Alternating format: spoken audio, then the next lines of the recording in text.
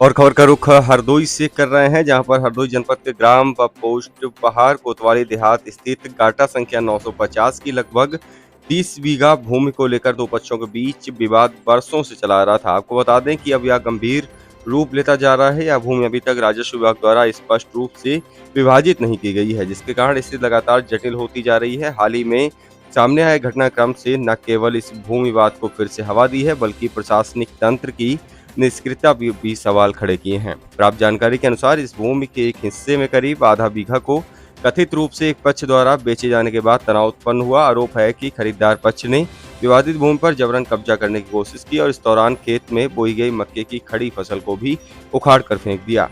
यह घटना न केवल अवैध कब्जे का मामला बनती है, बल्कि एक मेहनतकश किसान की जीविका पर भी सीधा हमला है। आपको बता दें कि फसल उजाड़ी गई, किसान की मेहनत बर्बाद की गई। पीड़ित किसान का कहना है कि विवादित भूमि पर करीब 4.5 बीघा क्षेत्र में मक्का की फसल बोई गई थी, जिसमें से आधा बीघा फसल को जबरन उखाड़ कर नष्ट कर दिया गया। इससे करीब 10,000 की आर्थिक जो नुकसान है वह भी बताया जा रहा है। किसान ने बताया कि यह फसल उसकी आजीविका का मुख्य आधार थी।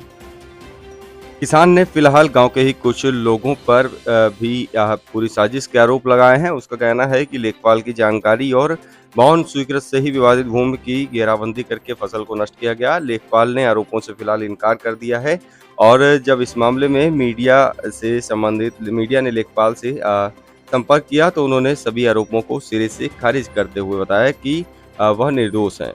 आपको बता दें कि उल्लेखनीय है कि दोनों पक्षों को पूर्व में ही एक बात पत्र के तहत राजस्व विभाग में चालान किया जा चुका है, लेकिन अब तक भूमि का सीमांकन या आधिकारिक बंटवारा नहीं हो सका, जिससे दोनों पक्षों के बीच भ्रम और टकराव की स्थिति लगातार बनती रहती है।